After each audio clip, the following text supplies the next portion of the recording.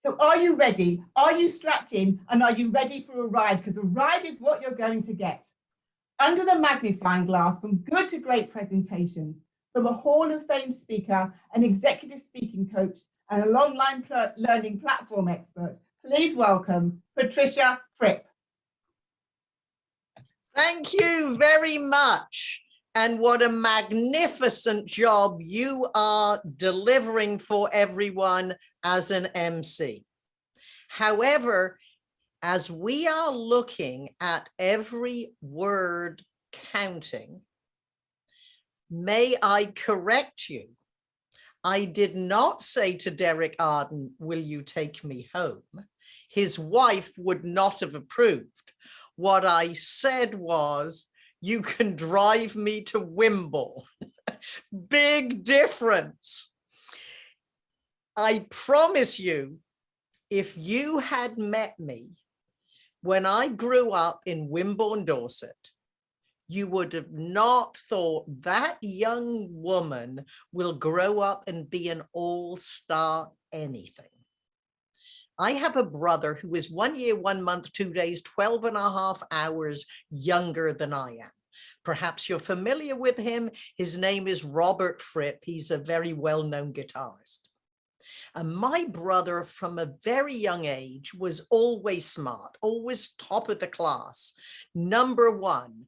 For me, it was an effort. It was a struggle to be about 15th in the class of 30. And I got the impression, I'm not as smart as my brother. I'm probably not as smart as these other kids in class. I never missed school. I received 100% attendance certificates for years. Never won anything else. And at 12, I thought, I'm more artistic than academic. I'm going to be a hairstylist. And I have enjoyed 2 careers. One as a hairstylist and then as a speaker. And many individuals ask me, well, Patricia, when you begin speaking, what do you talk about? Of course, when I began speaking and joined cable car Toastmasters, I had no idea that one day I would grow up and be a professional speaker. It was not even in my mind. I began speaking to promote my hairstyling business because my clients were movers and shakers in the financial district. And after 2 talks at my clients' Rotary clubs and breakfast clubs, I realized people who heard me speak came in my salon. I use speaking to promote my business. And of course, what do we talk about at the beginning? We talk about what we know. I thought, well, I'm not an expert in anything. And then I realized, of course I am. I am an expert at getting, keeping, and deserving customers. Wherever you are, you talk about your life experience. You speak about what you know. And if you want to get paid, the better you deliver your message, the more you might get paid. And as you heard, I went to the National Speakers Association convention and I got discovered. In fact, I realized, although I loved my hairstyling career, I began at 15. And when my lease was up at 40, I would have had 25 years behind the hairstyling chair. And I realized there would be another career. Perhaps it could be speaking. First, you see the image of what is possible. And after many years and being president of the National Speaker Association, fast forward to the year 2000. And that's when 60 Minutes came to the National Speakers Association convention. Now, 60 Minutes is the most popular news story show every Sunday, a show that is not missed by millions of people. And they were filming all the keynoters, and everyone was standing in line for interviews. And I realized if I have even a tiny opportunity to be on 60 Minutes, I need to say something that is short and perhaps amusing. And they asked me the question that you might be thinking. You used to be a hairstylist, now you're a speaker. There's got to be a big difference. Perhaps you'd like to hear what I said. I was a hairstylist. This former hairdresser, like others in the trade, is a born talker. When I was a hairstylist, I worked on the outside of people's heads. Now, as a motivational speaker, I work on the insides of their heads. There's only half an inch difference. That line got me on 60 Minutes. That half inch has made me millions of dollars, just not all in the same year. Well, enough about me. As you heard, I was a novice speaker when I joined cable car Toastmasters, and I was a hairstylist. So let's find out more about you. We're going to bring up a poll and you're going to answer the question, do you consider yourself a beginner, a novice, an intermediate or advanced speaker? If you're a novice, great. Intermediate, great. Advanced, superb.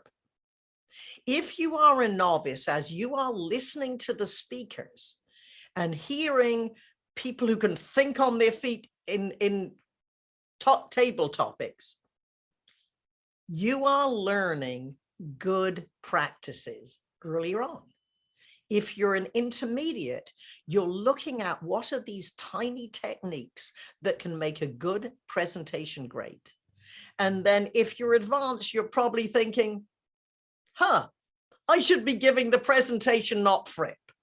So answer what you consider while we look at some of the principles that will help you be embraced by your audiences. An important part of being an effective speaker is not magic. It's technique, knowledge, skill, and preparation. This course will provide you techniques for making sure your audience connects with you as a presenter and with your message, the way you meant it. The most important part of this course is to remember it's all about the audience. Yes, I know. You want to be remembered as an intelligent and dynamic presenter. However, if an audience of any size feels you're concerned and interested in them, they will remember you positively. Yeah, the number one technique when you are speaking to any audience on any subject at any time is to realize one simple principle, and that is that your audience is interested in themselves. Let's discuss the first suggestion on how you can become a great speaker. My first best suggestion is understand everyone's more interested in themselves than us. Speak as an audience advocate. For example, one morning I opened my email. Dear Patricia, I'm a big fan of yours. May I interview you for my blog? Well, I don't know about you, but I am a short-term project person. Write a speech, deliver it, to get to the next one. However, that was when I was working on designing my online learning platform, and that was a time-consuming large project. And I was doing my very best to not be distracted. And I wrote, Dear Todd, I'm honored, I'm flattered, I would love to be interviewed. However, I'm really busy, contact me in 3 months. And I thought, well, before I hit send, let me check his website.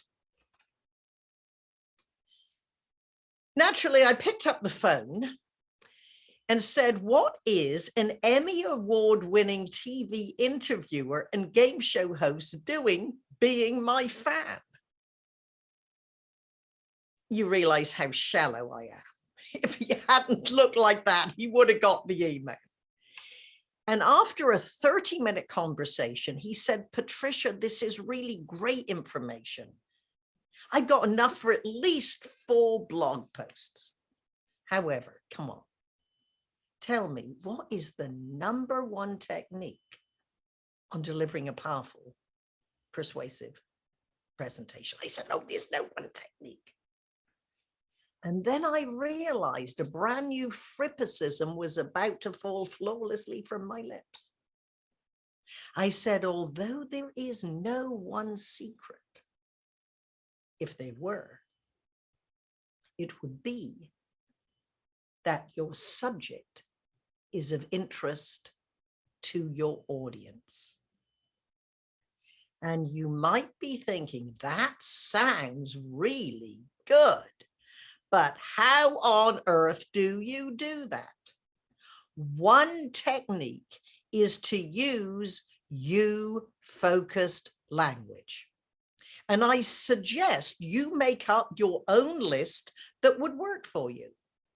If I were to ask you, in your experience, how often have you, I wish you could have been there. If you had met me, let's go back to all phrases that include the audience. You might tell a story about yourself and say, perhaps you can relate. I don't know if you relate to being 15th in the class of 30, or if you relate to my brother, oh, I was always top of the class. You-focused language, rather than say, I am going to talk about. What we're going to do is say what you'll hear, what you'll learn, what you will experience. Whenever you have in a business meeting or a presentation, you have an agenda slide. Rather than say, this is our agenda, why don't you say, this is what you can look forward to hearing or learning or experiencing. Now, #1 technique to connect to your audience, find ways to use you-focused language and consider yourself an audience advocate. Look at your presentation from their point of view. Now, could you tell me what was the answer to the poll before I get to my second best suggestion? Yeah, I can, Patricia, but after what they've heard, they might want to change their minds, mightn't they? Well, what did they tell you before? Well, typical Toastmasters, half of them are intermediate, 30% novice, and 20% brave enough to call themselves experts. Good. Well, hopefully even the 20% experts will get some ideas from this presentation. You focused. And the second best suggestion, open your presentation with impact. Welcome to You Have Choices, Options of Openings, the Techniques. As you soon will come to discover, our subtitle is How to Open Your Presentation with Impact. At the beginning of a speech, presentation, seminar, client meeting, report to senior management, sales presentation, or any manner of presentation you deliver, you need to arouse interest in the subject. After all, we stand in the rain to see a movie. Would you stand in the rain to listen to your presentation? Well, standing in the rain is a big challenge to expect anybody to do. However, remember, the purpose of the opening of your presentation is to arouse interest in your subject. And there are many ways that you can do this. And one of the special resources I'm going to make available to you is opening options, the words and the techniques. The first is with a question. And I am sure many of our wonderful Toastmasters open presentations by saying, have you ever walked into a room of strangers you wanted to meet and not know how to open the conversation? Or have you ever stood up to deliver your presentation and forgotten your opening line? What I am suggesting, if you use that approach, is that you add one more word, often. Because if I were to ask you,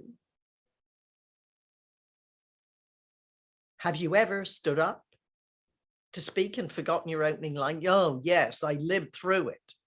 However, if we say how often, it means this happened before, it will happen again, and you are more likely to want to know the answer.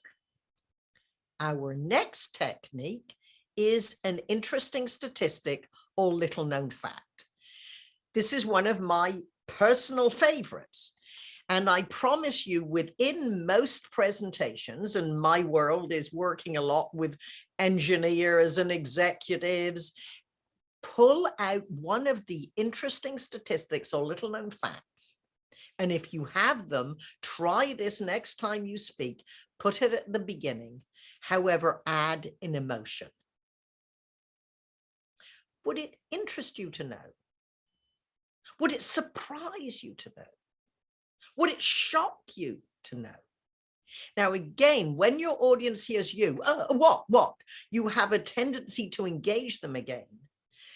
And don't forget to pause, to give them the opportunity to think, oh, what'll shock me? What'll surprise me? What'll interest me?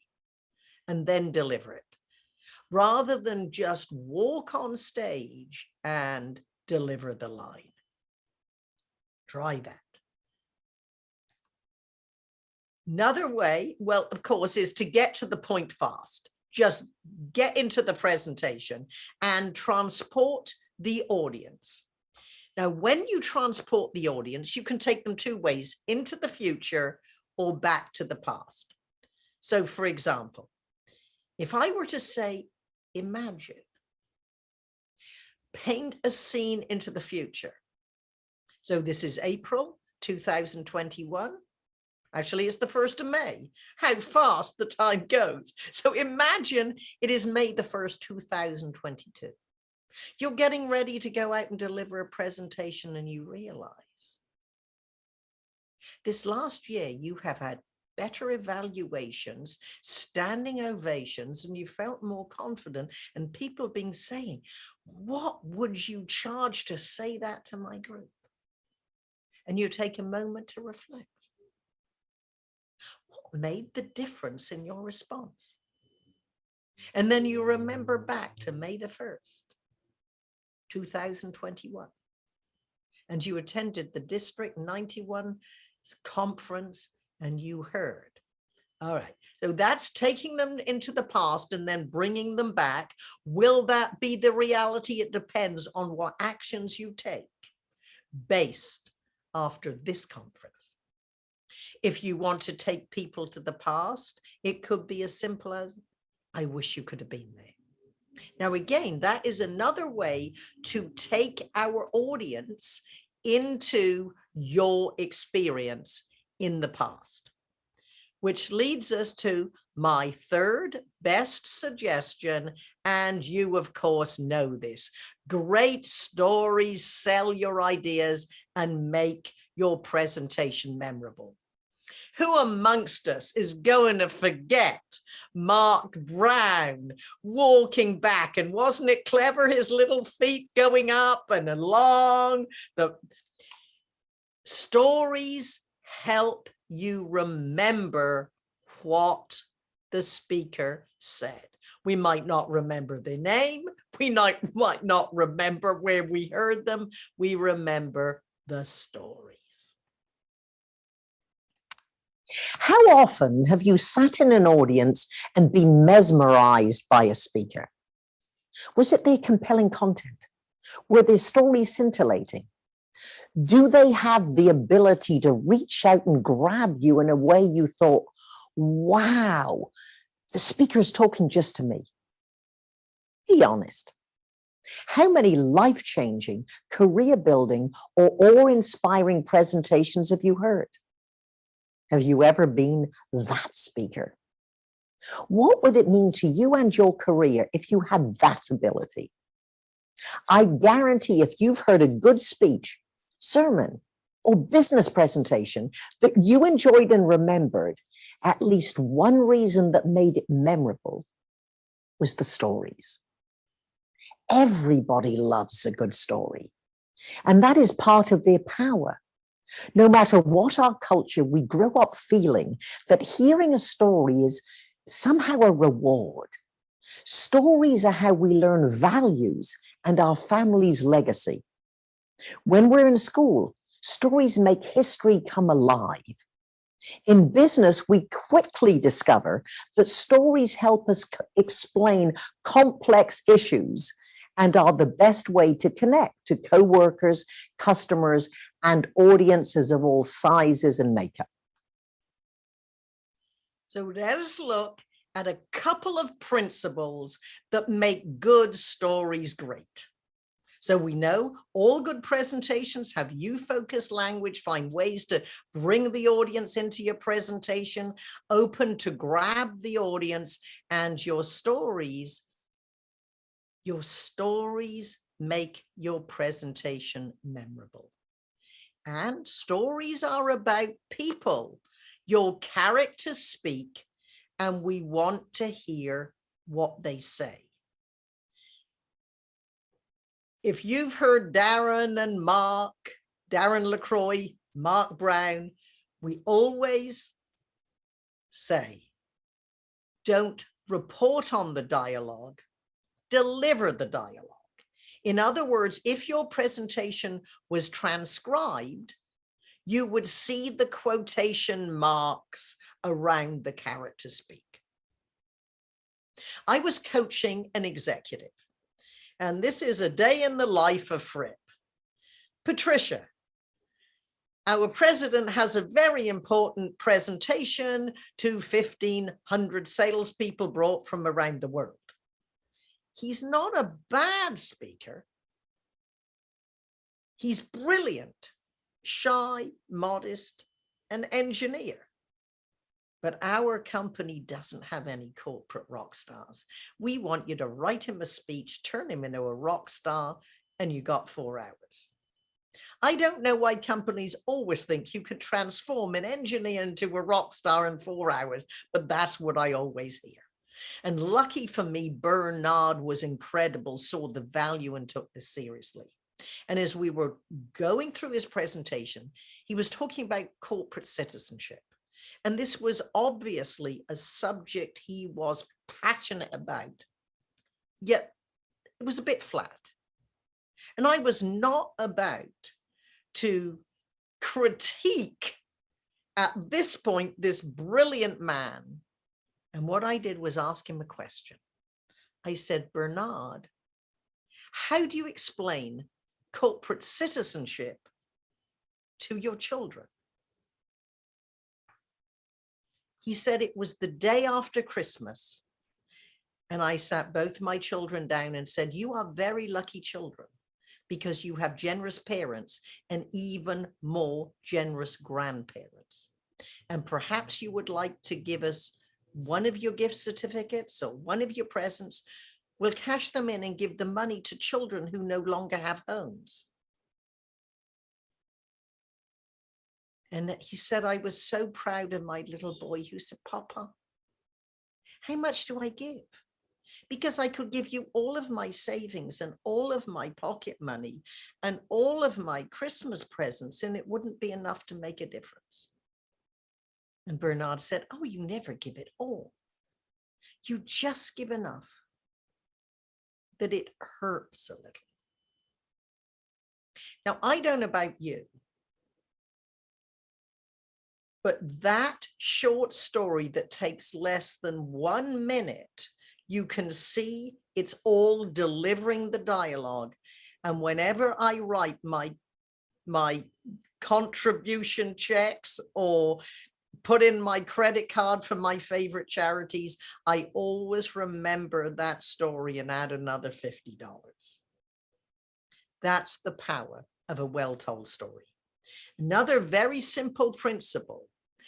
Get into the scene late. This is a movie technique. We so often have so much waffle in our stories. If my opening line was Mary had a problem, what are you thinking? Who's Mary? What's her problem? Give Mary a backstory. Mary was a seasoned HR professional. She, for 20 years, had worked in the most prestigious companies running HR departments in Silicon Valley. What you now know in a couple of lines is that Mary eats problems for lunch. Mary's got so much experience, everyone comes to her to help them with their problems. Third line. John walked in and says, Mary, we're about to be sued for $28 million, and I think it was my fault. That's get to the scene, introduce your character, give them a backstory, and get to the action. Which leads me to my fourth best suggestion, and Derek Arden gets his hand slapped all the time. Specificity builds credibility. We are turning into a world of sloppy speakers. Stuff is rubbish and debris. And if you will not improve what you're not aware of, and you probably do not realize that you are using it. Record your presentations, listen to them. My most frequently asked questions of all my clients is, if it weren't a thing, what would it be? If it weren't a thing, what would it be? For example, one of my brilliant engineers said, there are two things people love about. I said, if they weren't things, what would they be? He said, innovative upgrades.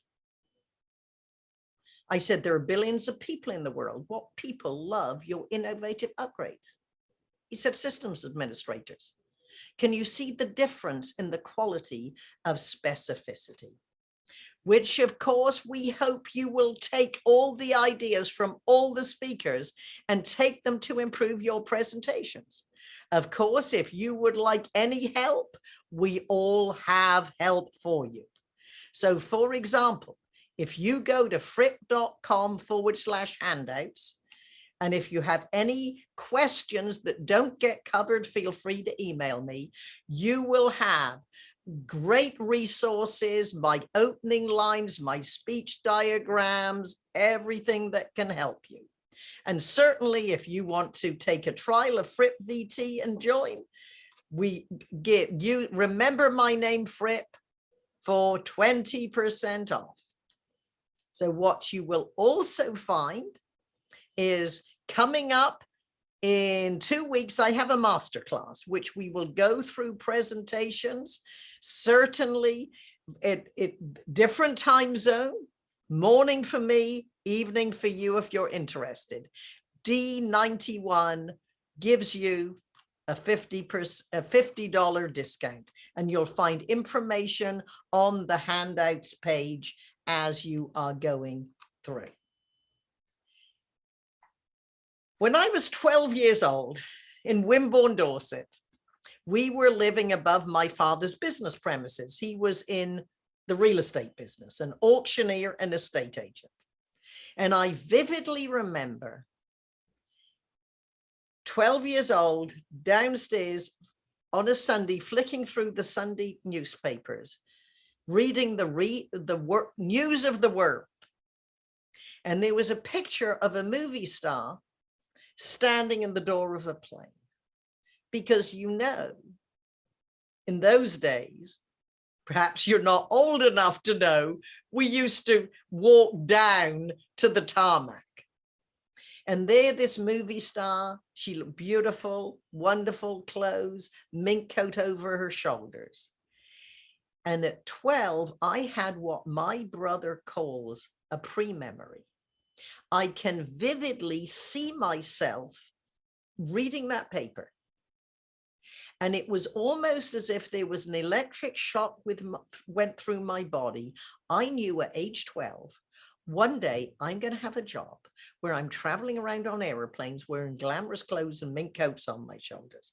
I had no idea how that would be possible. In Wimborne, we didn't even have any business women professionals owning their own businesses. I knew I wasn't going to be a movie star. And what I would challenge you to think is, one, anytime you have an image of the life or the quality of the speaker or what you want to accomplish, hold the picture in your mind. You don't have to know exactly how you're going to do it, because there will always be influencers and supporters and guides who will help you. I congratulate you for being serious about your presentations. And as you are looking to take your good presentations and make them great, make sure they're you focused. You open with impact. You use dialogue in your stories and get to the scene late. And if it weren't a thing, what would it be? Specificity builds credibility. Remember Fripp. Much more important than remembering me, remember what Fripp stands for. Frequently reinforce ideas that are productive and profitable. You add / handouts and you get all my special reports and advice. Thank you.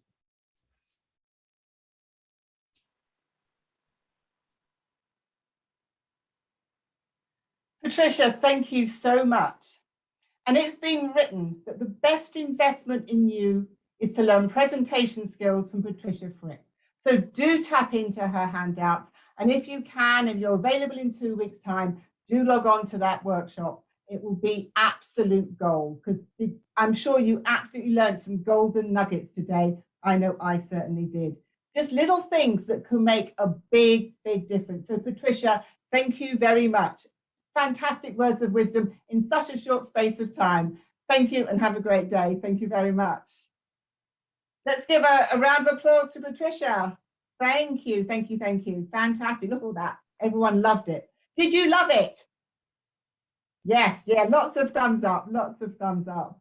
Okay, so we've got that, connecting with your audience, creating an Patricia. impact, That was wonderful. specificity with credibility, and don't forget the characters, the characterization. Patricia, thank you.